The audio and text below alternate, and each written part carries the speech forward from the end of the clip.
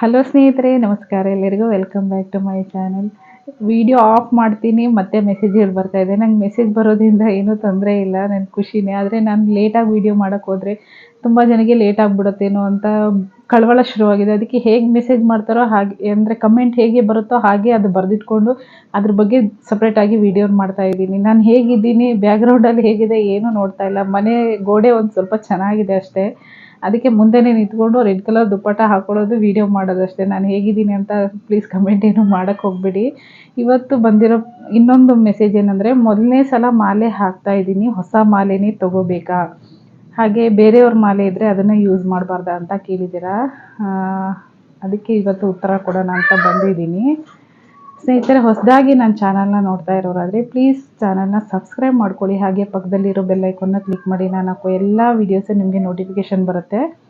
Video ಎಲ್ಲನೂ miss ಮಾಡ್ದಿರ ನೋಡ್ಬೋದು. ಯಾಕಂದರೆ ಬೆಲ್ ಐಕಾನ್ ಕ್ಲಿಕ್ ಮಾಡಿ ಆಲ್ ಅನ್ನೋದನ್ನು ಸೆಲೆಕ್ಟ್ ಮಾಡಿದ್ರೆ ನಾನು ಹಾಕೋ ವಿಡಿಯೋ ಎಲ್ಲಾದರೂ ನೋಟಿಫಿಕೇಷನು ನಿಮಗೆ ಬರ್ತಾ ಹೋಗುತ್ತೆ. ಯಾವ ವೀಡಿಯೋನೂ ಮಿಸ್ ಆಗಲ್ಲ, ಎಲ್ಲನೂ ನೀವು ಡೀಟೇಲಾಗಿ ನೋಡ್ಬೋದು.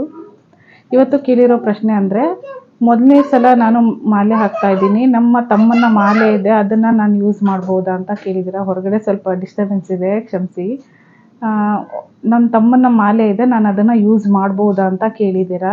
ಇಲ್ಲ ಸ್ನೇಹಿತರೆ, ಹೊಸದಾಗಿ ಮೊದಲನೇ ಸಲ ಮಾಲೆ ಹಾಕ್ತೀರಾ ಅಂದರೆ ನೀವು ಹೊಸ ಮಾಲೆನೇ ತೊಗೋಬೇಕು. ಹಾಗೆ ಹೊಸದೇ ಇರುಮುಡಿ ಬ್ಯಾಗ್ ತೊಗೋಬೇಕು, ಹೊಸ ಬಟ್ಟೆಗಳೇ ತೊಗೋಬೇಕು.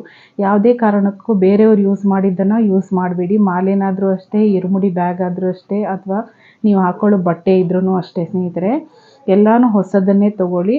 ಏನು ಬೇಡ, ಒಂದು ಸೀರೆ ಹಾಕೋರಿದ್ರೆ 2 ಜೊತೆ ಸೀರೆ ತೊಗೊಳ್ಳಿ ಸಿಂಪಲ್ಲಾಗಿ. ಅಥವಾ ನೀವು ಡ್ರೆಸ್ ಹಾಕೋರಂದರೆ 2 ಟಾಪು, 2 ಲೆಗಿನ್ಸು, 2 ದುಪ್ಪಟ್ಟ ತೊಗೊಂಡ್ರೆ ಸಾಕು. ದುಪ್ಪಟ್ಟ ಒಂದಿದ್ರೂ ಆಗುತ್ತೆ, ಅದನ್ನೇ ತೊಳೆದ್ಬಿಟ್ಟು ಹಾಕೋಬೋದು, ಏನೂ ಪ್ರಾಬ್ಲಮ್ ಇಲ್ಲ.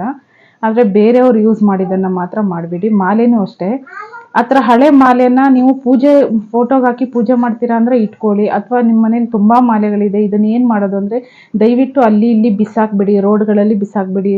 ಅದು ತುಂಬ ತಪ್ಪು. ನೀವು ಇಷ್ಟು ವರ್ಷ ಮಾಡಿದ್ದು ಫಲ ಏನೂ ಸಿಗಲ್ಲ. ನೀವು ಆ ಥರ ಮಾಡಬೇಡಿ. ಯಾವ್ದಾದ್ರು ಅರಳಿಕಟ್ಟೆ ಅಂದರೆ ಆಲದ ಮರಕ್ಕೆ ಹಾಕ್ಬಿಡಿ. ಇಲ್ಲ ಓಂ ಶಕ್ತಿ ದೇವಸ್ಥಾನಗಳಲ್ಲಿ ಆ ಮಾಲೆಗಳನ್ನು ಸಪ್ರೇಟಾಗಿ ಇಟ್ಟಿರ್ತಾರೆ, ಅಲ್ಲಿ ತೊಗೊಂಡೋಗಿ ಇಟ್ಬಿಡಿ. ಅದು ಆಗಲ್ಲ ಅಂದರೆ ಯಾವ್ದಾದ್ರು ಹರಿಯೋ ನೀರಿಗೆ ಬಿಟ್ಬಿಡಿ ಸ್ನೇಹಿತರೆ. ಯಾವುದೇ ಕಾರಣಕ್ಕೂ ಮತ್ತೊಬ್ಬರು ಅದನ್ನು ಯೂಸ್ ಮಾಡಬಾರ್ದು. ನೀವು ಹೊಸ ಮಾಲೆನೇ ತೊಗೋಬೇಕು, ಹೊಸ ಇರುಮುಡಿ ಬ್ಯಾಗ್ನೇ ತೊಗೋಬೇಕು, ಹೊಸದಾಗಿ ಬಟ್ಟೆಗಳನ್ನೇ ತೊಗೋಬೇಕು. ನೀವು ಮಾಲೆ ಹಾಕ್ತೀರಾ ಅಂದರೆ ಪೂಜಾ ಮಂಡಳಿಗಳಲ್ಲಿ ಹೇಳಿದ್ರೆ ನಿಮಗೆ ಅದು ಹೊಸದಾಗೇ ಕೊಡ್ತಾರೆ, ಹೊಸ ಸೆಟ್ಟೇ ಕೊಡ್ತಾರೆ. ಯಾರೂ ಹಳೆ ಸೆಟ್ ಯೂಸ್ ಮಾಡೋಕ್ಕೆ ಹೇಳಲ್ಲ. ಹಾಗೆ ಇರುಮುಡಿ ಬ್ಯಾಗು ಹೋಲ್ ಆಗಿರುತ್ತಲ್ಲ, ಅಂದರೆ ಏನಾದರೂ ಇರುವೆಗಳು ಕಚ್ಚಿರುತ್ತೆ ಅಥವಾ ಎಲ್ಲಾದರೂ ಹರಿದೋಗಿರುತ್ತೆ ವಾಶ್ ಮಾಡುವಾಗ, ಆ ಥರ ಇದ್ರೂ ಸ್ನೇಹಿತರೆ ಹೊಸ ಇರುಮುಡಿ ಬ್ಯಾಗ್ನ ತೊಗೊಳ್ಳಿ. ಯಾವುದೇ ಕಾರಣಕ್ಕೂ ಆ ಹೋಲಾಗಿರೋ ಇರುಮುಡಿ ಬ್ಯಾಗ್ನ ತೊಗೋಬಾರ್ದು, ಯೂಸ್ ಮಾಡಬಾರ್ದು. ಹರಿದೋಗಿರೋದನ್ನು ಸ್ಟಿಚ್ ಮಾಡಿನೂ ಯೂಸ್ ಮಾಡಬೇಡಿ. ಯಾವುದೇ ಕಾರಣಕ್ಕೂ ಹರಿದೋಗಿರೋದನ್ನು ಮತ್ತೆ ಮತ್ತೆ ಯೂಸ್ ಮಾಡಬಾರ್ದು. ಇರುಮುಡಿ ಬ್ಯಾಗು ಮತ್ತು ಮಾಲೆ ಅಷ್ಟೇ. ಮಾಲೆ ತುಂಬ ಕಟ್ಟಾಗ್ತಾಯಿದೆ, ನಾವು ಕತ್ತಲ್ಲಿ ಹಾಕಿದಾಗ ಆವಾಗವಾಗ ಬಿಚ್ಚೋಗುತ್ತೆ ಅಂದರೆ ಮಾಲೆನೂ ಕೂಡ ಮತ್ತೆ ಮತ್ತೆ ಚೇಂಜ್ ಮಾಡ್ಕೋಬೋದು, ಏನೂ ತೊಂದರೆ ಇಲ್ಲ. ಆದರೆ ಕತ್ತಲ್ಲಿ ಹಾಕಿದಾಗ ಅದು ಮತ್ತೆ ಮತ್ತೆ ಓಪನ್ ಆದರೆ ಅದೊಂದು ಸ್ವಲ್ಪ ಮನಸ್ಸಿಗೆ ಅಪಶಕುನ ಆ ಥರ ಅನಿಸ್ಕೊಳ್ಳುತ್ತೆ. ಕೊರಳಲ್ಲೇ ಇದ್ದರೆ ಪರವಾಗಿಲ್ಲ, ನೀವು ಅಲ್ಲೇ ಜಾಯಿಂಟ್ ಮಾಡ್ಕೋಬೋದು. ಕೆಳಗಡೆ ಬಿಚ್ಚು ಬಿದ್ದರೆ ಅದು ತಪ್ಪು, ಬಿಚ್ಚೋಗಬಾರ್ದು. ಅದಕ್ಕೋಸ್ಕರ ಹೇಳ್ತಾ ಇದ್ದೀನಿ. ಮಾಲೆ ಹಾಗೆ ಇರುಮುಡಿ ಬ್ಯಾಗಲ್ಲಿ ನೀವೆಷ್ಟು ಸಿನ್ಸಿಯರ್ ಆಗಿರ್ತೀರೋ ಅಷ್ಟು ಒಳ್ಳೆಯದು. ಅಂದರೆ ಎಷ್ಟು ನೀವು ಕೇರ್ಫುಲ್ಲಾಗಿ ಅದನ್ನು ಮೇಂಟೈನ್ ಮಾಡ್ತೀರೋ ಅಷ್ಟು ಒಳ್ಳೆಯದು. ಇರುಮುಡಿ ಬ್ಯಾಗ್ನೂ ಅಷ್ಟೇ. ನಿಮ್ಗೆ ಸ್ವಲ್ಪ ಎಲ್ಲಾದರೂ ಹೋಲಾಗಿದೆ ಅಥವಾ ಹರಿದೋಗಿದೆ ಅನಿಸಿದಾಗ ಅದನ್ನು ಹೇಮಿಂಗ್ ಮಾಡೋದು ಇಲ್ಲ ಸ್ಟಿಚ್ ಮಾಡೋದು ಆ ಥರ ಮಾಡಬೇಡಿ. ದೇವರಿಗಲ್ವಾ, ನೀವು ಹೊಸದನ್ನೇ ತೊಗೊಳ್ಳಿ. ಜಾಸ್ತಿ ಏನೂ ತೊಗೊಳ್ಳಲ್ಲ ಅವರು, 60-70 ರೂಪಾಯಿ ತೊಗೋತಾರೆ, ಇಲ್ಲ 100 ರೂಪಾಯಿನೇ ತೊಗೋಬೋದು ಅಷ್ಟೇ. ಹೊಸ ಬ್ಯಾಗ್ನೇ ತೊಗೊಳ್ಳಿ, ಹೊಸ ಮಾಲೆನೇ ತೊಗೊಳ್ಳಿ. ಆ ಥರ ಇದ್ದಲ್ಲಿ ಇಲ್ಲ, ನಿಮ್ಮ ಬ್ಯಾಗ್ಗಳು ಚೆನ್ನಾಗಿದೆ, ಎಷ್ಟೇ ಹಳೆದಾದರೂ ಹೋಲಾಗಿಲ್ಲ, ಚೆನ್ನಾಗಿದೆ ಅಂದರೆ ಅದನ್ನೇ ಯೂಸ್ ಮಾಡ್ಬೋದು. ಆ ಥರ ಏನೂ ಇಲ್ಲ. ನಾನು ಇವಾಗ 5ನೇ ವರ್ಷ, ನಾನು ಮಧ್ಯದಲ್ಲಿ ನನ್ನ ಮಗ ಹುಟ್ಟಿದ ವರ್ಷ 1 ವರ್ಷ ಗ್ಯಾಪ್ ಕೊಟ್ಟಿದ್ದೆ. ಆದರೆ ನನ್ನ ಬ್ಯಾಗ್ಗಳೆಲ್ಲ ತುಂಬಾ ಚೆನ್ನಾಗಿದೆ. ಮಾಲೆ ಮಾತ್ರ ಸ್ವಲ್ಪ ಒಂದು ಸಲ ಹಾಕ್ಕೊಂಡಾಗಲೇ ಬಿಚ್ಚೇನು ಹೋಗಿರಲಿಲ್ಲ, ಸ್ವಲ್ಪ ಕಟ್ಟಾಗಿತ್ತು. ಅದನ್ನು ಜಾಯಿಂಟ್ ಮಾಡಿಕೊಂಡೆ. ನಾನು ಇನ್ನೊಬ್ರ ಹತ್ರ ಅದನ್ನು ಮಾಡಿಕೊಡ್ತೀರಾ ಅಂತ ಕೇಳಿದ್ದೀನಿ, ಮಾಡಿಕೊಡ್ತಾರೆ. ಅದು ಒಬ್ಬೊಬ್ಬರು ನೋಡಿ ಮೂಗು ಚುಚ್ಚೋರು, ಕಿವಿ ಚುಚ್ಚೋರು ಕೂತಿರ್ತಾರೆ. ಅವ್ರ ಹತ್ರ ನೀವು ಕಂಬಿಗಳಿರುತ್ತೆ, ಅವ್ರ ಹತ್ರ ಈ ಮಾಲೆನ ಪೋಣಿಸ್ಕೊಡಿ ಅಂದರೆ ನೀಟಾಗಿ ಹೊಸದಾಗಿ ಪೋಣಿಸಿನೂ ಕೊಡ್ತಾರೆ. ಅದನ್ನು ಪೂಜೆಗೆ ಇಟ್ಬಿಟ್ಟು ಪೂಜೆ ಮಾಡಿಕೊಂಡು ನೀವು ಮಾಲೆನ ಹಾಕೋಬೋದು.